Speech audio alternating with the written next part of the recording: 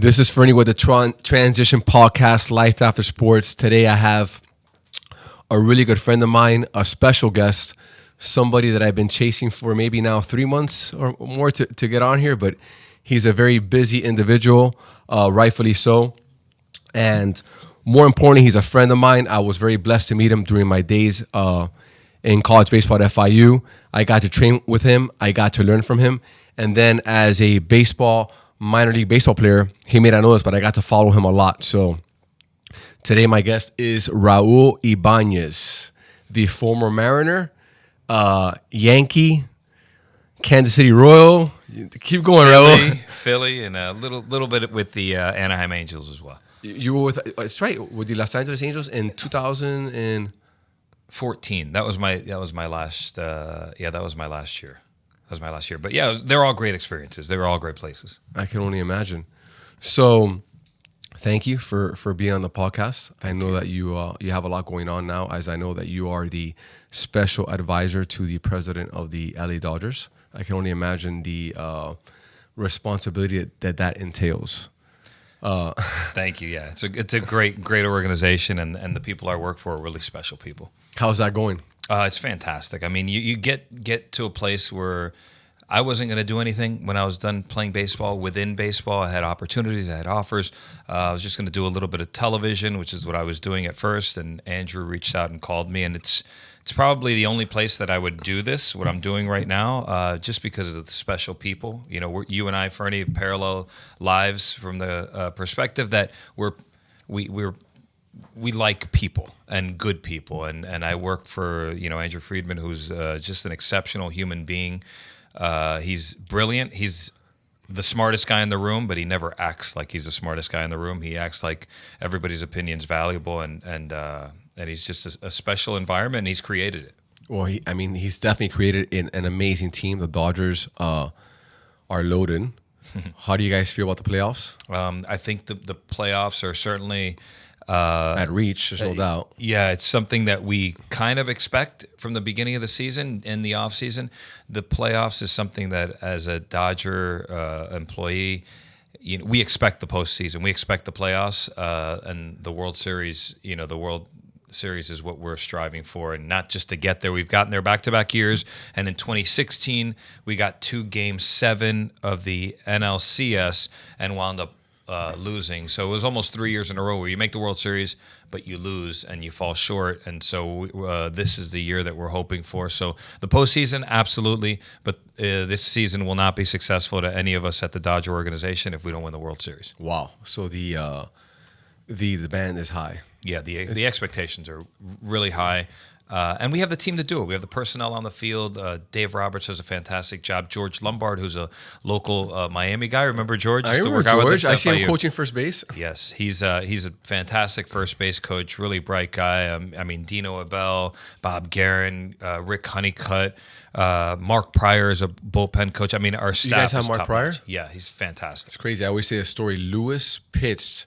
So FIU in 2002. We could have been the first team to make it to Omaha. Wow. And Lewis pitched at USC against Mark Pryor.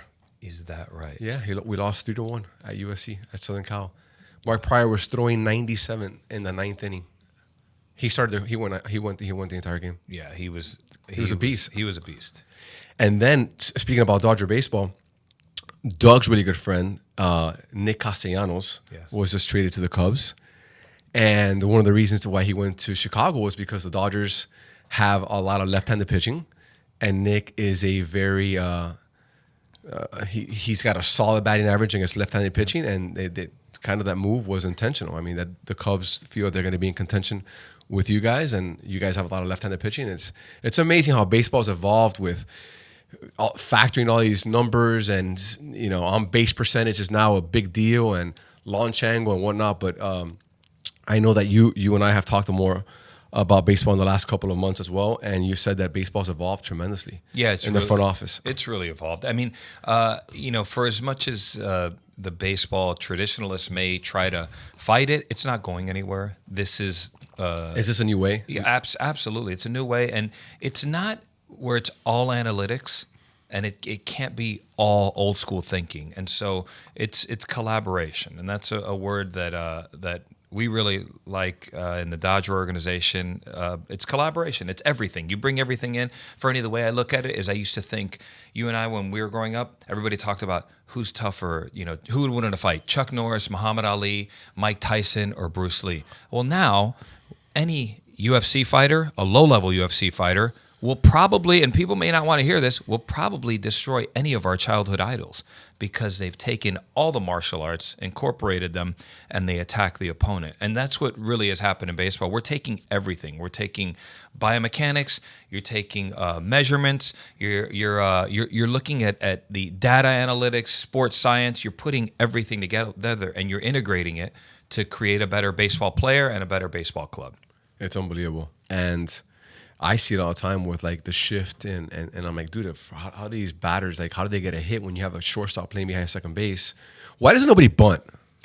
They do. Guys bunt, and you do bunt for hits. And what's happened with the bunt is, so let's say they shift over the shortstop, they shift them up the middle, and nobody's on the left side. Yeah. Well, what happens when the traditional baseball setup is you bunt the ball on the third baseline, the pitcher doesn't really go aggressively to get that bunt, right? Because the third baseman's standing there. Okay. Well, now when you bunt, a traditional base hit bunt now, the pitcher will probably throw you out if you're an average to below average runner.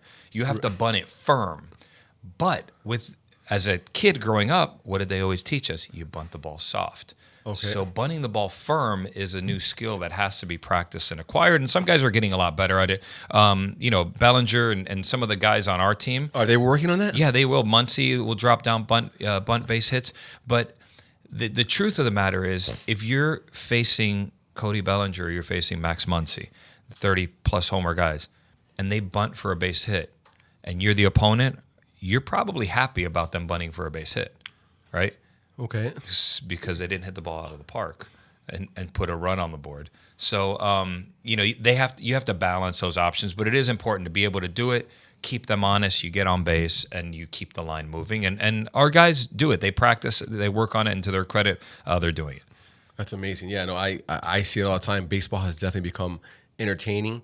It's the guys are bigger, faster, and stronger. And I think baseball has gotten fun. I think that for a little bit there, baseball was like kind of like a game where it was slower. It wasn't as fast as it is today. Even though back in our era, we still had solid, amazing players. I just think that like anything else, we're evolving, and kids are just getting that much. They're just getting that much better. Yeah, I think physically they're absolutely better. They are. Like, I feel like these kids in high school, like 6'4", 215 pounds, and they hit the ball with wood, 400 feet. I remember being in high school. I'm like, if I can hit a ball off the wall my senior year, I'm like super happy. Like these kids are doing it. They're freshmen in high school doing that.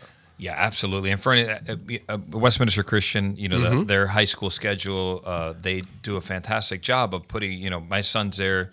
Kids are there, and they do a fantastic job of putting these kids in an environment where they're playing the best teams in the state and the country, and they won't schedule them unless they're some of the better teams. So when I was growing up playing high school baseball, in my years of high school baseball, I faced two guys throwing above 90. Last year, every guy you face just about was in the high 80s, low 90s range. And it's not until you get a guy throwing 95, 96 that the kids go, wow, he's really throwing hard. So the game has evolved. They play a lot more. They train a lot more. And physically, the kids have gotten a lot better. I couldn't agree with you more. So let's talk about transition. That's the whole thing about this podcast. And that's why I've been so excited to have you on, is that, by the way, I didn't know this about you until yesterday. I didn't realize you played 19, and I want to make sure that I read this correctly, okay? That you played 19 years in the major leagues. Is that a true statement? So it's 19. I played parts of 19 seasons, but actual service time, full years, is 17 years and like 20 days. Sorry. but yes, that's crazy. So why that catch my attention is like, dude, I played baseball for 20 years. I played baseball when I was 5 till I was 25. You played 17 years in the major leagues. That's when you think about that. That's you. I mean, you play baseball for how long? When did you start playing baseball, Raul?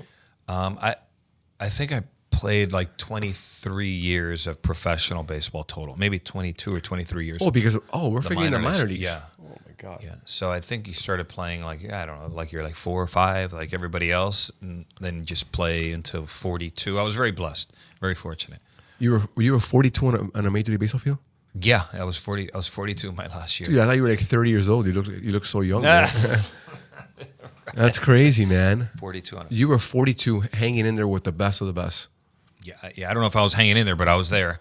I was there with them, and I was on the field. Yeah. It was really an incredible journey. And like every other journey, you don't realize what's happening until you step away from it. And the moment I stepped off the field, and my first off season, I think spring training rolled around. And I remember looking at the television, and there was a game on, and thankfully I didn't want to play anymore. I had zero desire to play the actual game anymore. And I looked on it, and I thought, that actually happened. I actually had the opportunity to play on that field. It seemed like a dream, and the further I get away from it, if my kids show a video or somebody shows me something, I go, oh yeah, that did happen. So it almost seems like a dream. Now you're talking about a dream. I want to take you back to one key moment that. I want to know what this felt like.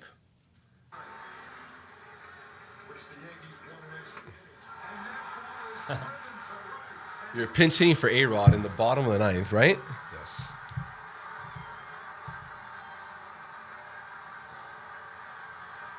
This is a sinker that is right down the middle, and his swing's almost tailor-made for a ball up over the plate, uppercut swing. He just sits back, and this is the first time. So that's one of those moments that actually happened. This is even better. This is when I think you're in your pinstripes, bro.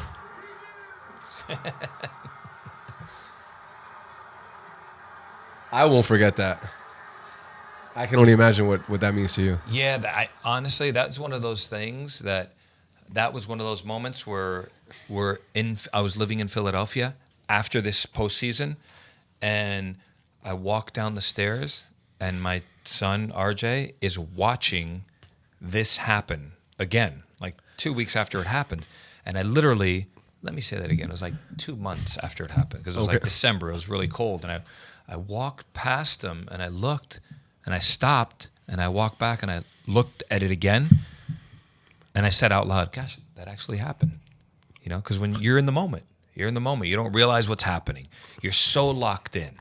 All the details, all the crowd, it sounds like you're in a dark tunnel, and then you hit it, and the crowd just appears, and you're thinking when you're rounding the bases, when did all these people get here? So that was one of those moments that actually happened, and I couldn't be more thankful, for the opportunity. What's crazy is I watched your interview after with the gentleman who passed away. He used to do all the NBA games. Carl Sager. Oh yes, Craig Sager. So Craig Sager. Yes. Craig Sager interviews you. Yes. And you're not teary-eyed, but I'm watching you, and you have a mic, and the entire Yankee Stadium is listening to you talk, and he's asking you questions about what did that feel like, and you're like, you kept saying, I'm just a blessed man. I got to play with the Yankees.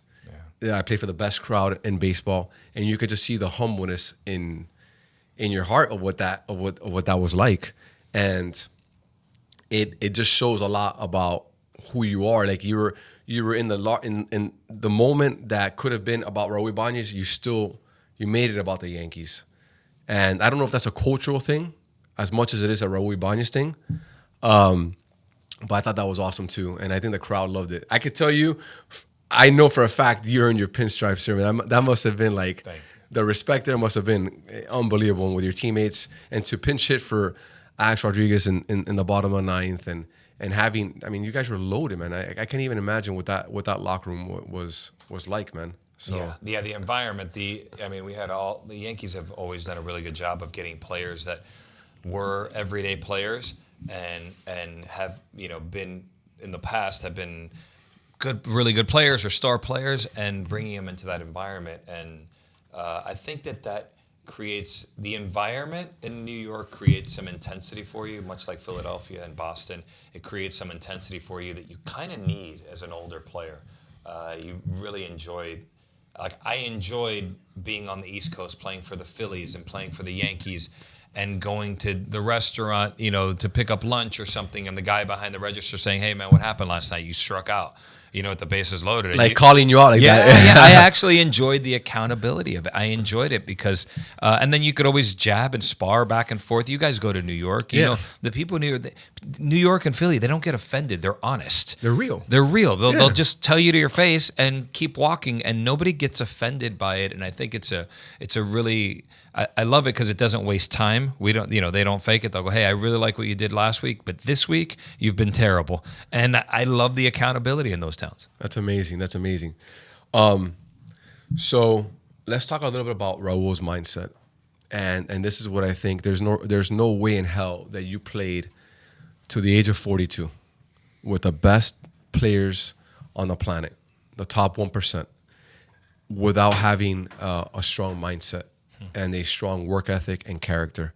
And I think that there's no doubt that you were physically talented, but you may have been more talented in your mind. And people will identify that later on in life as we mature. You were a 37th round pick. I was a 16th round draft pick. Okay? On paper, my chances of making it are better than yours, right? For those of you who are listening that don't understand, baseball has 50 rounds. He went this is a gentleman who played 19 years of professional, 17 years of full service and 19 years of professional baseball, and did it by being a low, quote unquote, low draft pick. What was on your mind when you first got drafted? Can you take me back to what was in your mind? Like what was that drive behind you? A couple of things. Or did that drive evolve as time went by? I think, first of all, Wikipedia is wrong. I wasn't a 37th round. I was a 36th rounder, damn it. Okay. No, I'm kidding, because people walk up to me sometimes and they'll go, and the reason I bring that up is because... I wasn't Wikipedia. Yeah, no, because they have it. They have it on there, and people walk up to me all the time and go, "Hey, you were a 37th round pick." I'll go, "No, I was 36. I was one round better." But that's totally joking. When you get the opportunity to get... once I got to professional baseball, my draft story, like a lot of people's draft story, was I was at Miami-Dade having a really good season, supposed to go in the top 10 rounds. The Texas Rangers had drafted me. They call it had draft and follow back then. So I was a 54th round pick out of high school. The Texas Rangers sat down with me and made me a 5th round offer, which I declined because the draft was right around the corner and everybody was advising me to go into the draft. So I did. Okay. Now, side story to that is my dad passed away March 24th of that year, and the draft was like June 2nd, which is my birthday, June 1st, June 3rd. This is your senior year in high school, or is this your JUCO? JUCO, junior college. So your dad passes away. Yeah, in March. And when the Rangers make me the offer, I have nobody advising me. Like, my dad's not advising me. I have this like advisor that's helping me out. He's like, "Go to the draft. You'll get 4th or 5th round money, 3rd round money, whatever it is." So I wind up going to the draft. The Mariners call me in the 16th round, oddly enough. 16th round. Or I'm sorry, they call me in the 15th round. They said, "We're going to take you next, but you're sliding bad. Will you sign for what Texas offered?" And I said, "Absolutely. Put it on the table. I want to play." So the phone doesn't ring. And I remember it going dark outside. And my mindset was really dark, Fernie, because you're talking about disappointment. My dad passed away. This was my opportunity. I was going to help out my mom. We didn't grow up wealthy, obviously. And so, and the phone rings in the 36th round. They said, "Hey, we can't give you the Rangers money," which was like, I want to say it was like $60,000 in school, which back then was a big deal. $65,000 in school, something like that. They said, "We can't do it. What we have is $15,000 in school." And I said I wasn't going to take it. So a month goes by. They're like, "We'll call you if we get more money. We'll call you if we get more money." We keep in touch. Long story short, I wind up signing for it because I got tired of hearing my mom cry. Every morning, my mom would cry thinking about, my dad, and I would hear. And I'm like, you know what? I'm going to go out there and I'm going to make my opportunity. My uncle, may he rest in peace, was like, "You're ready to go. Go and play. Don't make your money on the front end. Make your money on the back end." God bless him. My dad's brother was the one that told me to go and do that. He played in Cuba and stuff. And so once I got to professional baseball, the agent advisor was like, you're going to be upset when you get there. There's a lot of guys that you're going to be way better than that signed for a lot more than you. So as long as you're okay with that, I go, I'm okay with it. And I'll never forget, I got there and we had a coach who was a minor league player who wound up getting released, and then he went into scouting later. And I don't know if he was like anti-motivational speaker, but he looks around and there's like 45 guys there, and he looks around and he goes, look around. One, maybe two of you is going to make it to the big leagues. One, maybe two of you. And my immediate thought that I'll never forget was, okay, me and who else? Wow. That was my immediate thought. That was your thought. My thought was, I looked around and I go, okay, me and who else? That was immediate. It was automatic. Like I didn't, it wasn't something, and I think that's the gift. That is the gift. I love that you said that. And I know that Louis and Juan, who are around me a lot, I always say your thoughts will determine the outcomes of your life. That's right. And I mean that, bad or good. And we all get negative thoughts sometimes, right? But I think it's the ones that we focus energy on that we manifest. So it's almost like you were already so relentless in your mindset that there was nothing that was going to stop your path. How many years were you in the minor leagues? Before my first call up, I want to say it was 3, 4, 5. So 3.5, about 4 years. So 4 years in the grind. Yeah, 4 years. 4 years in the grind. How old were you when you got called up? I was 23 or 24. I can't remember. I think I may have been 24. I think my first call up was at 24. 24. Yeah, 24. So you signed at 19. Yes. And you're fighting for 4 or 5 years. Yeah, I signed at, I think I just turned 20, and I was fighting for 4 years. And I can tell you, as an ex-minor league baseball player, that is not fun. That is not fun. It's work. It's work. Yeah, you put in the work. Spring training was super fun for me personally, but the grind is, at least rookie ball and A ball, and you're traveling and you're staying in shitty ass hotels and you're getting $20 a day on meal money. It's a grind. Yeah, when you're talking about learning if you love, or finding out if you love to play baseball, and for any kids that are listening, you find out in rookie ball if you really love baseball when it's a 5 a.m. wake-up call 6 days a week. And now the conditions are much better. But you get to the ballpark, it's 112 degrees. You're playing 10 a.m. games. And it's a grind every day. I mean, after the first rookie ball season, it's 110 degrees in Arizona, 112 degrees. It was so hot. I remember walking across the street and my shoes were sticking to the asphalt because it was so hot. But you find out in minor league baseball if you really love to play. For the kids that really love to play baseball, professional baseball is for them when you can do it every day, and then you have the energy to go to the gym after and do everything else. But what a great way to learn how to work. Mm-hmm. There's no better place to learn how to work, I think, than professional baseball, because it's every day. You show up every day. Nobody cares if you had a bad day, if you have problems at home, if girlfriend problems or whatever it is, you still have to produce. 100%, and you're working on your mindset every single day, because again, like your coach told you, only 1 or 2 you're gonna make it, and that is in the back of your mind, and you got to be that one guy that's thinking, I'm going to be that guy, because if not, you're gonna make things even more difficult on yourself. I think belief and faith in yourself as an athlete or in anything you do in life is huge. Yeah, you mentioned your dad passed away. Yeah. How much obviously that must have been very painful. Being a young man and your mother, when you were in some of your dark days, does dad come back to mind in those moments? And is there a little bit? Was there a time when he pops in your mind in those dark days in the minor leagues and he pushes you? Yeah, I think that there were times that I knew that I had to do this. I think there was always kind of. The memory of my dad, and he was a great father and a great provider.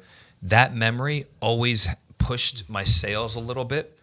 Making a promise to him as he, I believe that he was watching from above, but making a promise to him saying, I'm going to make it.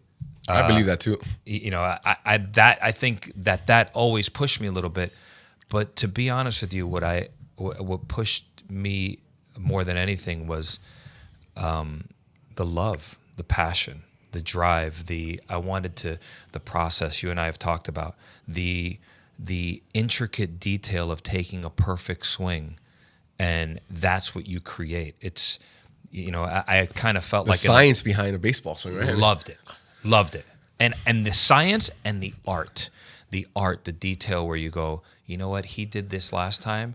Now I'm going to take a little bit off the throttle, and I'm going to accelerate right here at this point, and the ball's going to take off in this direction. The satisfaction of working so hard for all of that to come to fruition on one pitch, that was what I loved. That's amazing. That's amazing.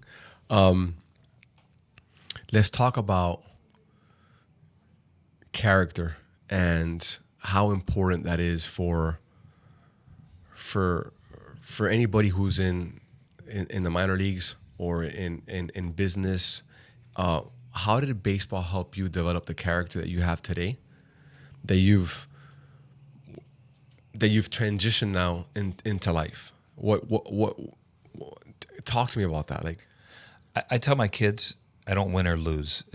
I win and learn. So there's no that's awesome. There's no fear of failure for me, right?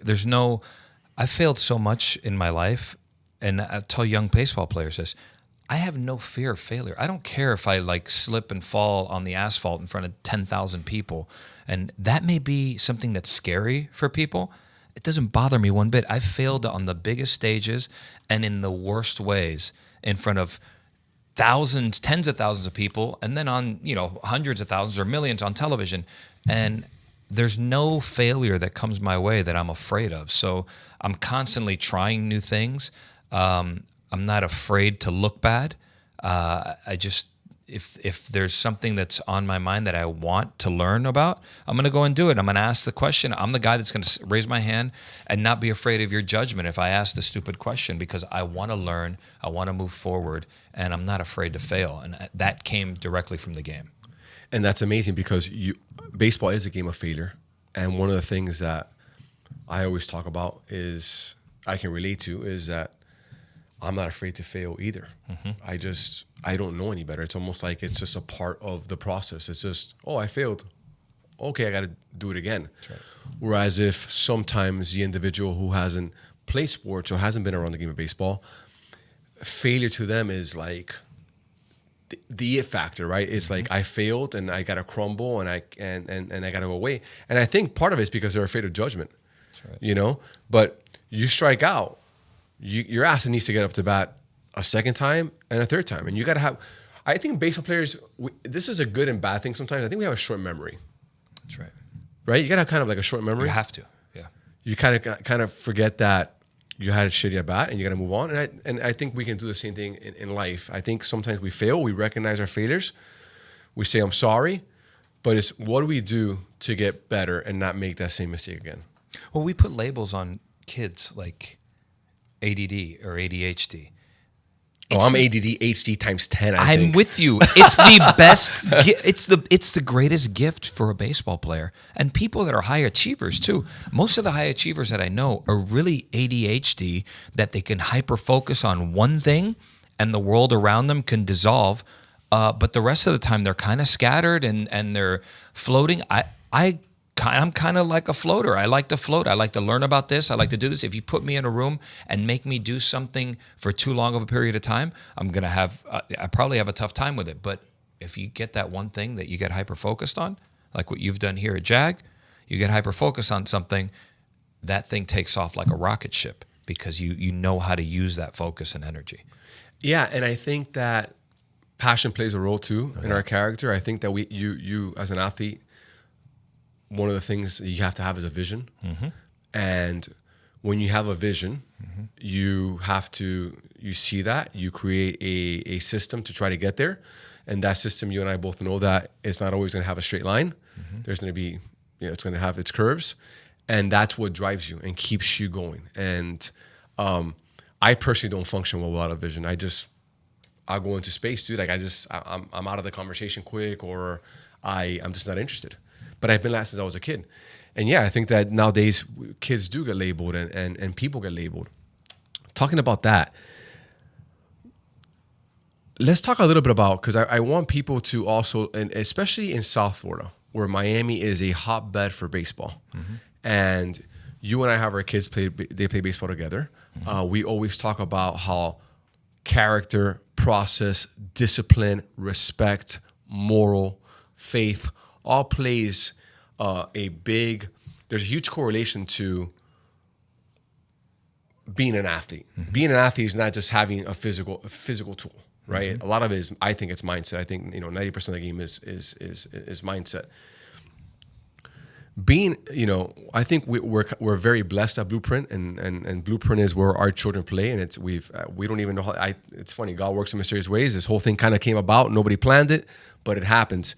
What are you telling kids out there who are athletes in high school, who are athletes in the little league system? What can they be applying, and parents specifically in Miami? What should parents and coaches and mentors be really focusing on these kids? How much time do we have? So you asked the question of parents in Miami specifically or all over the country. Some of the stuff that I've seen since moving back here, and this is not to take a jab at the city that we both grew up in, because I love it, because and we love 305. And the insanity is everywhere, right? Let me say that it looks a little different in different states that I've lived in, but one thing that I've been shocked about is how people will say things like that kid over there, he's not a ball player, that one is. And I'll ask the question, oh, you can tell that at 5? You can tell that kid is the ball player and that one is not. You can see that at age 5. Then you should be in scouting, right? You should be in scouting. We should sign the 6-year-old then at that point and move forward. Now, when you get to 14, 15, I get it. Like they start distinguishing each other. One thing that I find really disappointing on the parental level is the insanity that comes with their children and not understanding that this is a platform and an opportunity for your kids to learn how to be tremendous teammates. They can learn how to be leaders. They can learn how to compete. They can learn how to compete within rules and guidelines. These are life skills that they're going to apply to their everyday lives and be successful. They can learn how to fail. They can learn how to bounce back. Immediately, one of the things that you see in our culture today, everywhere, all over the country that's going on, is you'll see if my kid's not playing on one team, I pull him off and I take him somewhere else. Immediately, parents do that because he has to play. Instead of, what about the value? We were playing on a basketball team in Seattle, Washington, and my son came back and he made the A team, and he was playing a minute at first, 1 minute. And I said, "Are you good? Because they have a B team too. Like, there's no shame in going to the B team, right?" And he said, "No, Dad. I'm going to be on the A team." And every morning at 6 a.m., I could hear the basketball outside in the rain, in the cold in Seattle, and he's shooting. And that minute turned into 90 minutes, or 90 seconds. Then it turned into 3 minutes, and then it turned into 6 minutes, and then it turned into the entire game. He did that. I didn't do that. He did that. And so I think that when we pull our kids out of environments that are that there's adversity, we're setting them up to fail. We think we're setting them up to succeed, but we're setting them up to fail. Failure and adversity and resistance is what creates strength and inner character. So another thing that I see that at the youth level is people are obsessed with winning. They're obsessed with winning as if that 7-year-old trophy is going to be something that you're going to carry with you. Where's your age 7 trophy, Fernie? I have no idea. I don't know. I don't even know where they are. I don't know. At the time, they meant something. It's a nice acknowledgement. But if you're playing for the win, you're missing the juice. You're missing what makes people great. What makes people great in sports and at life is the process, is the discipline, is the love of it. That's what makes people great. The best people in their fields, in their respective fields, are the people that outwork everybody, right? Historically. With that being said, why are those people outworking people? Because they love it more than anybody else. Because they're more driven, they're more passionate. And I think that the most important thing that we can give our kids is a healthy love of the game of baseball. Healthy love. And how do I do that? Through encouragement. I can correct you in a positive way. I can redirect you in a positive way. That's what I love about Blueprint. I'm not trying to plug Blueprint because, to be honest with you, sometimes I think keeping it small may be better. It may be the best thing. But, the Blueprint mindset, we're talking about winning practice. We're talking about the process of practicing. We're talking about being a great teammate. You're talking about the older kids go and shake the younger kids' hands. You're teaching them how to lead. And you know why we talk about winning practice and Carlos drills down their throat, and I do it here in the office and in my life and in my house? It's because it's the only thing that you can control. That's right. You can control how you're going to practice, how you're going to act. Are you going to be there on time? Are you going to get your lift in? Are you going to be respectful? Are you going to be a good teammate? Are you going to have discipline? That part you can control. Mm-hmm. You can't control the W's or the L's, right? That's right. You can go, you know this, Raul. You can hit a ball right dead in the center of the barrel and hit it right at somebody, and you're out. Yeah. And you did everything right. That's right.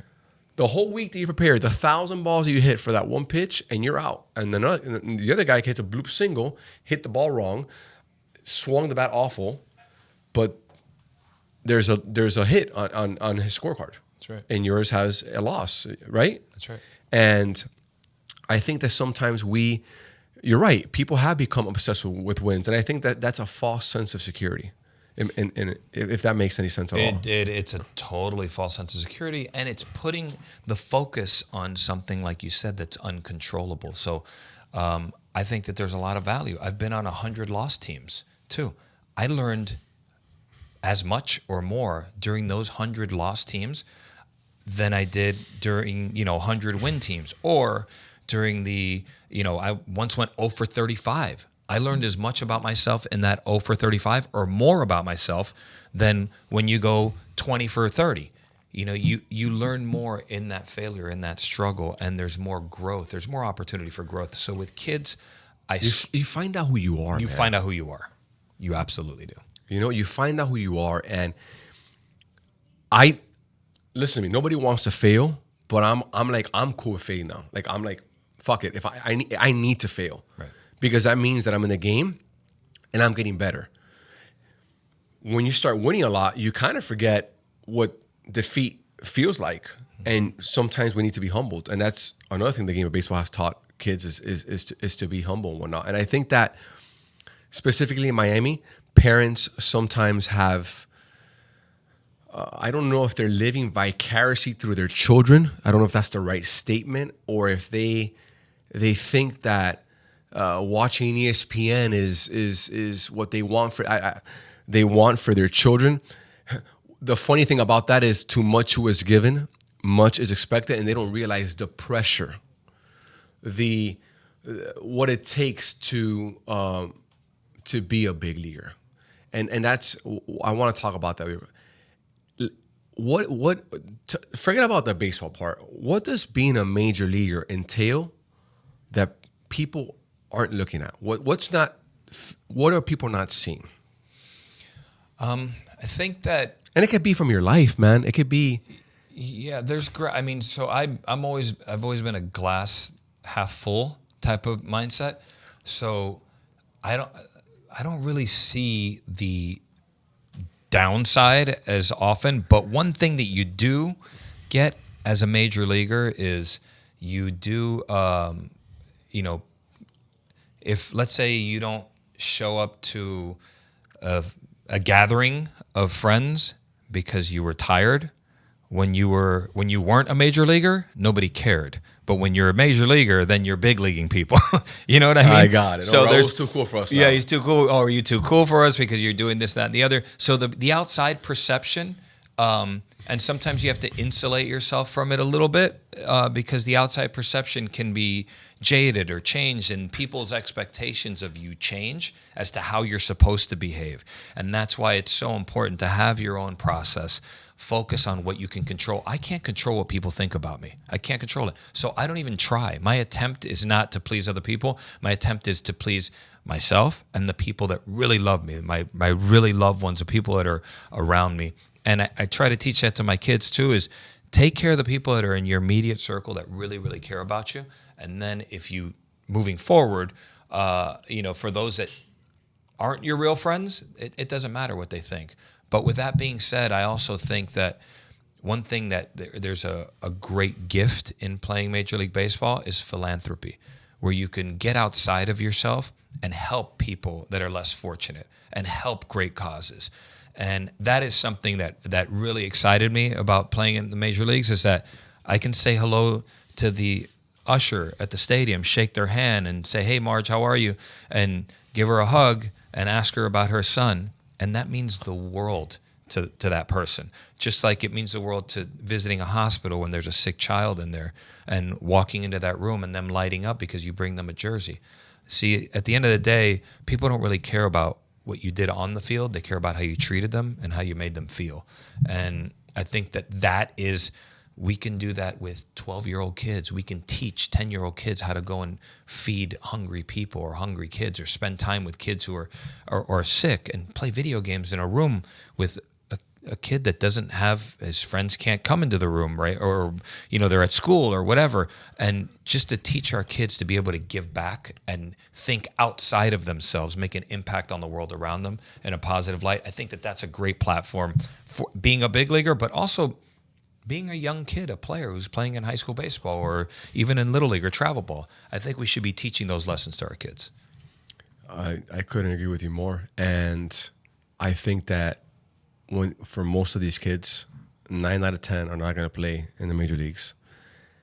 But when they look back, they're going to realize, man, I was a part, everything that I've ever prepared for and a diamond for was preparing me for life. And that's the beauty. That's the appreciation that I have now for baseball. It's not so much hitting a baseball or catching it or throwing it.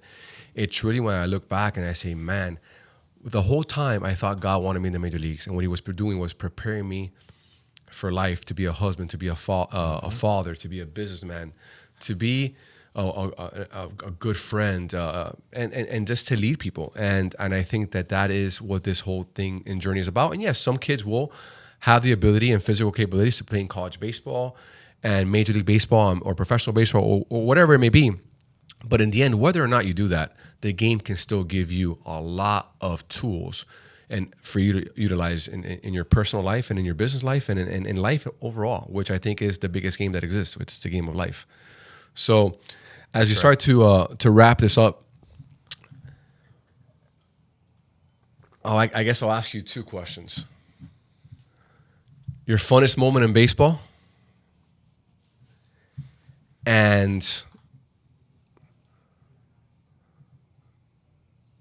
what's the legacy you feel that you left behind in baseball?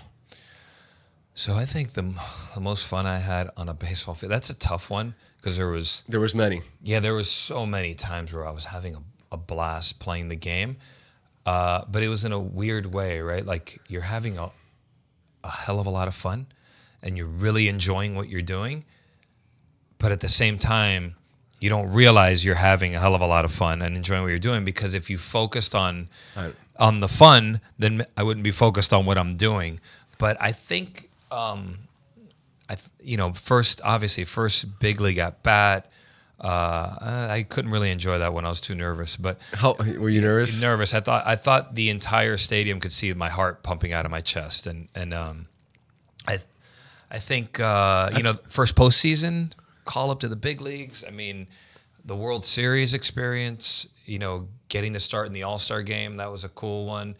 Being on the field with my son, shagging baseballs, I'll never forget those times. And that's got to be amazing. Yeah, it's just incredible. I mean, to be able to share that experience, what is Major League Baseball, the institution of Major League Baseball, to be able to have shared it with my family along the way, my son, my daughters, my wife being, part of spearheading, charitable causes and creating creating cookbooks that went to charitable causes and bringing my kids along the way in that journey. They've had experiences, living in multiple states and visiting multiple times and being homeschooled and being in multiple schools. And these are experiences that have set them up for life. I think, my kids are not afraid because of Major League Baseball to walk into a room of strangers and just walk in and make friends. No, and you know what? I would add to that. Your kids saw you fail too. And they probably know that Dad failed. Dad struck out today in a key situation. Dad got, You know, he didn't do good. That's right. And they realized, man, my dad is human. Yeah, He fails too, even at the highest level. That's a great point. Yeah, that's a great point. They watched me fail plenty. They watched me fail plenty. And they've had to endure some heckling about their dad with their friends and classmates, and Which is a big deal to any kid. I can yeah, only it's imagine. a big deal. But it's made them more resilient, Fernie. It's made them stronger for life. And I think that perspective, like I tell my kids all the time, I don't know what you're gonna do. I don't know what you're gonna be. My oldest son, he plays baseball and he's a really good player. And I don't know what you're gonna be, but I know one thing, you're gonna be really good at life, which is much more important than any other journey, than any other goal, is to be really good at life and to create good people that are going to make an impact on the world around them. Your second question. What do you think you left the game with? Hopefully I left the game better than when I got there. I think being able to make an impact on the younger players is really important. And I think I saw you do that when you were in Kansas City. Am I? Yes, and I took a lot of pride in that over time. So You were in that World Series, right? I was, And yeah. I remember watching the dugout and you talking to. Again, I followed you your whole Yeah. career, and I remember you watching, and I could just tell, I'm like, man, this guy's in there, like guiding these guys, giving them the confidence, because you've been there, done that, and they had. And we had great kids. I mean, we had great people, right? You Yeah. can't make, people talk about the leadership. It's great, but we had talent too, and so the leadership part was it was complementary to what they were doing. But one thing that I'd like to get out there that's really important is we have this mindset where I'm competing with the guy next to me.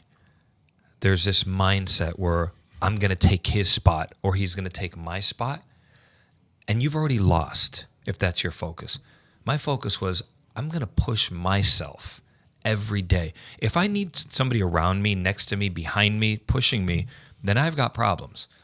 I'm going to push myself and push myself to be the best version of myself every single day. And I'm going to help the guy next to me. Because the more I help him become better, the better it makes me. That's the mindset I think that we see in like the travel and the high school baseball. People think you're competing. I'm going to take that person's spot. If I'm thinking about the person's spot, I'm focusing on uncontrollables. I'm focusing on what he's doing instead of focusing on what I'm doing. And that same mindset you can utilize in your life. That's right. If you're in an office setting and you're worried about what somebody else is doing, Yes. you're losing you've already lost that battle, because you got to focus on maximizing your God-given ability and your talent, because you can't control what anybody else is doing. And if you continue to play your game, good things are going to happen. That's right. And so if you have that type of mentality where you're going to go and I'm going to push myself because I'm going to make myself the best version of me that I can be. I'm going to see if I can. I mean, when Steph Curry, I think they said, shot 70-something three-pointers in a row in practice, and people thought that was amazing. And that is amazing. It's extraordinary. It's an incredible feat. But you know what I thought? How many shots did he take to get to that point? Now, the fact that he shot 70-something three-pointers in a row is extraordinary. But I'm guessing he didn't walk out and shoot 70-something three-pointers and walk off the court. That man was shooting thousands, tens of thousands, hundreds of thousands. If he's focused on taking someone's spot or somebody taking his spot, he's not focusing on what he's doing. And so I hope that what I left the game was that the guys around me, even the guys that were quote unquote competing for that spot, I always tried to elevate them. The younger guys, I tried to bring them with me, teach them what I have. And when people would ask, why are you helping the guy that eventually is going to take your spot? Because if I do my job, I'll always have a job.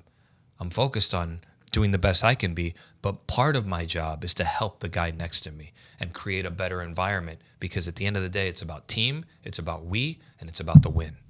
That's awesome. Guys, I think that's a wrap. Raul, it's been an honor. It's a pleasure. I know that you're busy. Thank you, You bro. have no idea how much I appreciate you coming out here. Thank you, bro. All right. You're the man, Fernie. Thank That's you, bro. it. Thank you. That was awesome.